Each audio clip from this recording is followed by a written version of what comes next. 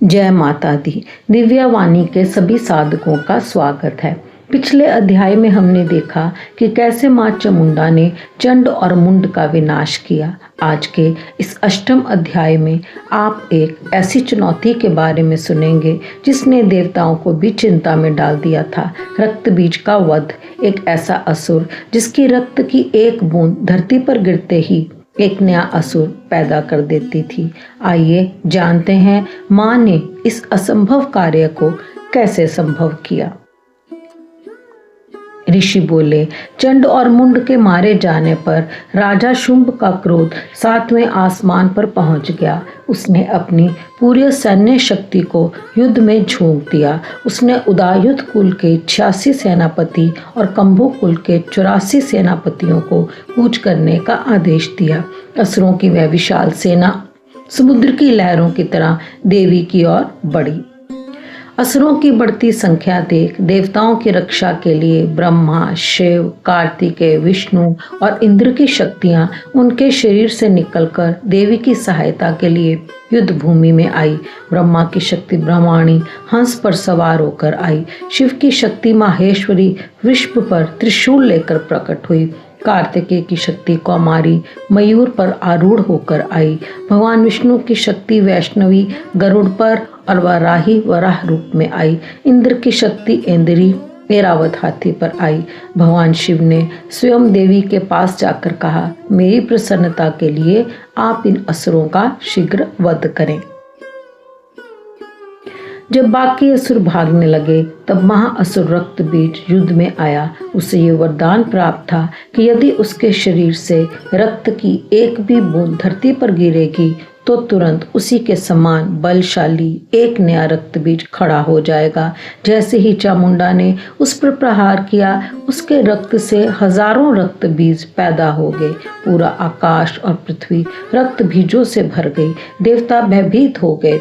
तभी मां चंडिका ने काली से कहा, हे चामुंडे, तुम अपना मुख और भी विस्तार करो। मैं अब जब इसे शस्त्रों से मारूं तब तुम इसके रक्त को धरती पर गिरने से पहले ही अपने मुख में पी लेना। इस तरह जब उसका रक्त धरती पर नहीं गिरेगा तो नए असुर नहीं पैदा होंगे।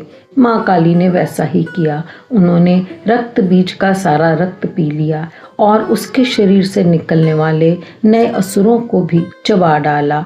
अंत में रक्त विहीन होकर वह महाअसुर निर्जीव होकर पृथ्वी पर गिर पड़ा।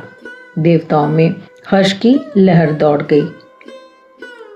भक्तों, रक्त बीज का वध हमें एक बहुत बड़ी सीख देता है। हमारे भीतर की बुराइयां और बुरी आदतें भी रक्त बीज की तरह होती हैं। एक को खत्म करो तो दूसरी खड़ी होती है। लेकिन जब हम अपनी चेतना को मां काली की तरह जागृत कर लेते हैं तो ये बुराइयां जड़ से खत्म हो जाती हैं। आज मां से प्रार्थना कीजिए कि आपके जीवन की वह समस्याएं जो बार बार लौट कर आती हैं, मां उनका समूल नाश करें। कमेंट में जय मां रक्त बीज मर्दनी लिखें। कल हम 9वें और 10वें अध्याय में शुंभ निशुंभ के अंतिम युग की ओर बढ़ेंगे। अब समय है मां की विजय के जयकारों का। बोलिए साचे दरबार की जय। जय माता दी। 80 4 84 कैंटियां वाली माता तेरी सदा ही जय। प्रेम से बोलो जय माता की। सारे बोलो जय माता दी। ऊंची बोलो जय माता दी। आते बोलो जय माता दी। प्रेम से बोलो जय माता दी। आस मुरादा पूरियां कर दे जय माता दी। दर पे आगे जय माता दी। खाली न जाइए जय माता दी। प्रेम से बोलो जय माता की। जय जय अम्बे, जय जगदम्बे, जय जय अम्बे, जय जगदम्बे। शेरां वाली जय माता दी। पहाड़ों वाली जय माता दी। भवनों वाली जय माता दी। जोतों वाली जय माता दी। पाँव में पायल जय माता दी। माथे पे टीका जय माता दी। बदन पे साड़ी जय माता दी। पाँव में पायल जय माता दी। हाथ में कंगन जय माता दी। बड़ी न्यारी जय माता दी। प्रेम से बोलो जय माता दी। सारे बोलो जय माता दी।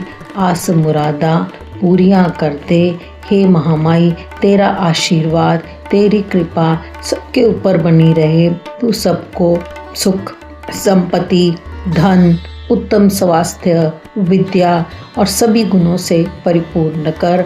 आए साल ऐसे ही नवरात्रे आए और हम ऐसे ही तेरी कथा सुनते रहें और अपने व्रत संपूर्ण करते रहें। जय माता दी।